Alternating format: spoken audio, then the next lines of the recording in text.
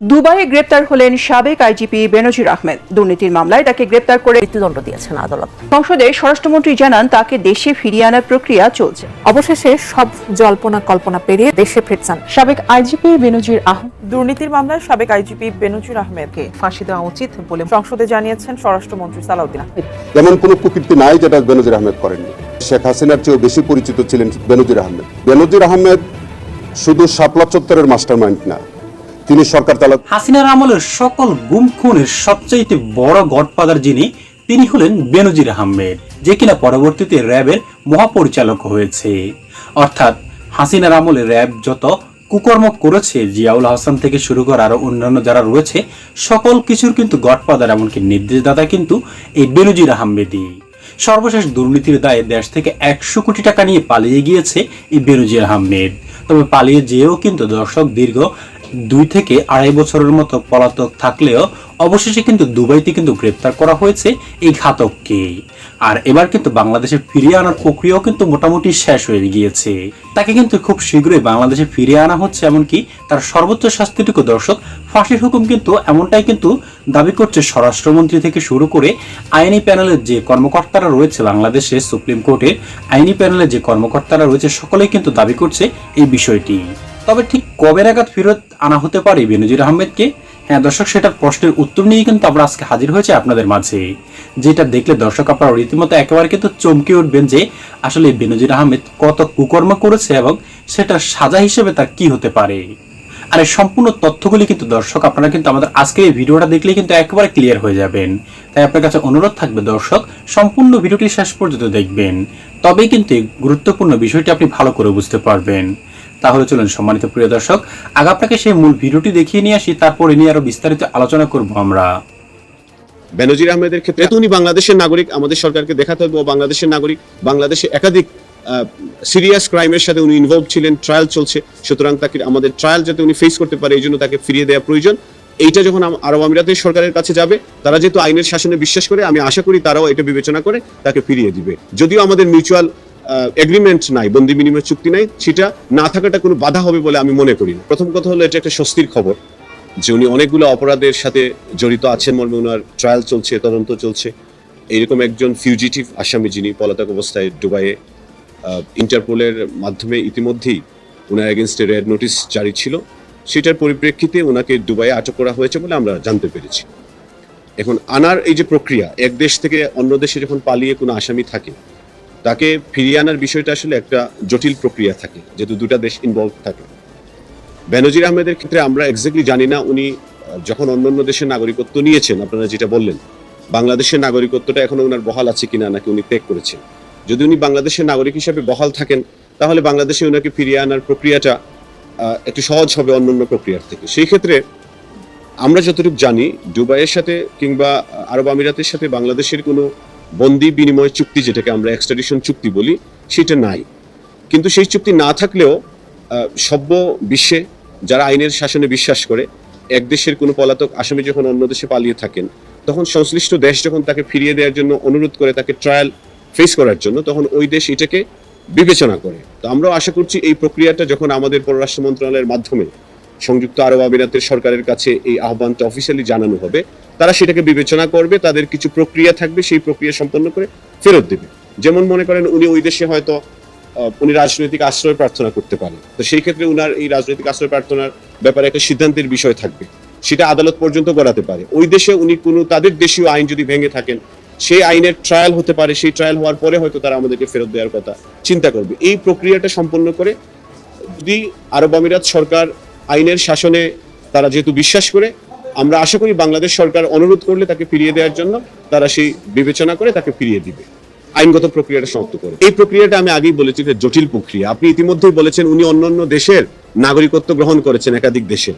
ওই দেশের consular service যদি ইনভলভ হয়, উনি তার যেই দেশে নাগরিকত্ব আছে ওই সমস্ত দেশে যদি আবার যাওয়ার চেষ্টা করেন কোনো কারণে কোনো কিছু, সেই প্রক্রিয়াটাও সম্পন্ন করে আনতে হবে। এখানে আসলে বিষয়টা নির্ভর করছে আরব আমিরাতের সরকারের উপর বিশেষ করে, এবং আমাদের সরকার যত দ্রুততার সাথে, আন্তরিকতার সাথে বিষয়টা নিয়ে তারা প্রচেষ্টা চালাবে। যেহেতু উনি বাংলাদেশের নাগরিক, আমাদের সরকারকে দেখাতে হবে ও বাংলাদেশের নাগরিক, বাংলাদেশে একাধিক, আশা করি তারাও এটা বিবেচনা করে তাকে ফিরিয়ে দিবে। যদিও আমাদের মিউচুয়াল এগ্রিমেন্ট নাই, বন্দি বিনিময় চুক্তি নাই, সেটা না থাকাটা কোনো বাধা হবে বলে আমি মনে করি না। নাসির আহমেদকে দেশে ফেরত পাঠাতে দুবাইয়ের সরকারকে ফোন করে একই বললেন বাংলাদেশের প্রধানমন্ত্রী তারেক রহমান।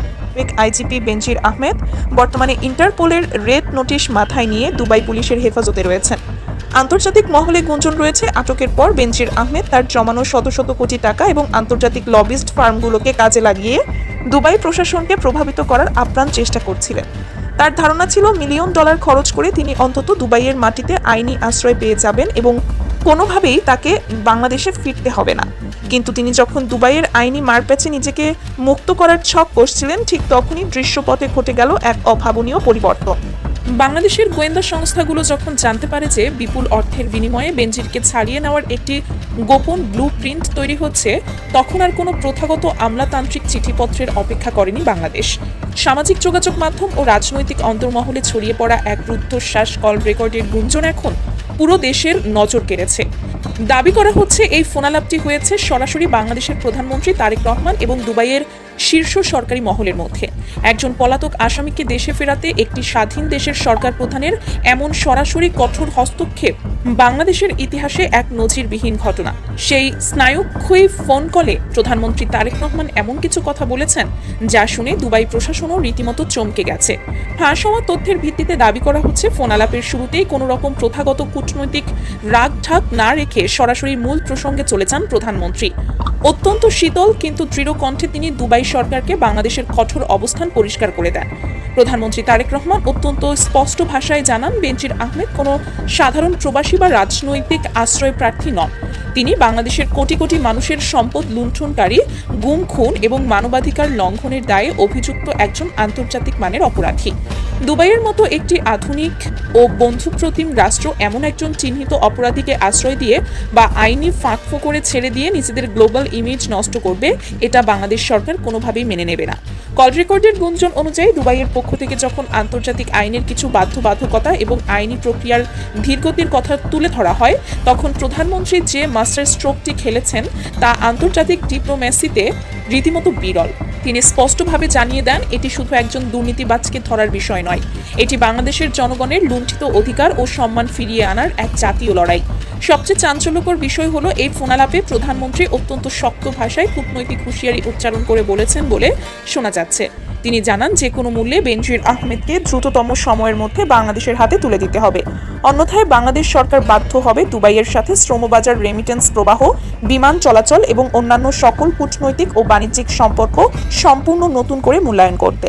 মধ্যপ্রাচ্যের অন্যতম শক্তিশালী অর্থনীতির দেশ দুবাইয়ের জন্য বাংলাদেশি শ্রমবাজার এবং বিপুল পরিমাণ রেমিটেন্স প্রবাহ একটি বড় ফ্যাক্টর। একটি উন্নয়নশীল দেশের সরকার প্রধানের কাছ থেকে এমন সরাসরি জিরো টলারেন্স নীতি ও কূটনৈতিক হুঙ্কার দুবাইয়ের প্রশাসনকে রীতিমতো অবাক করেছে।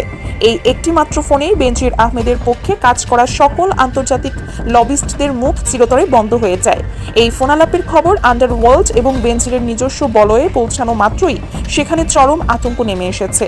যে দুবাইকে বেনজির তার সবচেয়ে সুরক্ষিত দুর্গ ভেবেছিলেন, আজ রাষ্ট্রপ্রধানের এক সরাসরি পদক্ষেপে সেই দুবাইয়ের মাটি তার পায়ের নিচ থেকে সরে যাচ্ছে। শুধু বেনজির আহমেদই নন, এই ফোনালাপের পর রাতের ঘুম হারাম হয়ে গেছে বিদেশে পালিয়ে থাকা আরও ডজন খানিক দুর্নীতিবাজ আমলা, পুলিশ কর্মকর্তা এবং মাফিয়া গডফাদারদের। দর্শক শ্রোতা, শুধু গুম খুন অপরাধ এটাই নয়, মানুষের জায়গা জমির দখল থেকে শুরু করে দুর্নীতির অভিযোগ তার নামে অজস্র কিন্তু উঠেছে।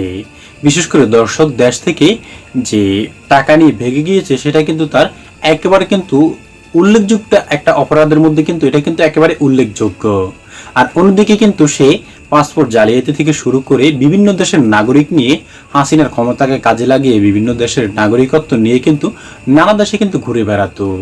আর যেটার ফল হিসেবেই কিন্তু দর্শক এখন কিন্তু বিভিন্ন দেশে কিন্তু গিয়ে কিন্তু এই গত 2-2.5 বছর যাবৎ কিন্তু সে ছিল।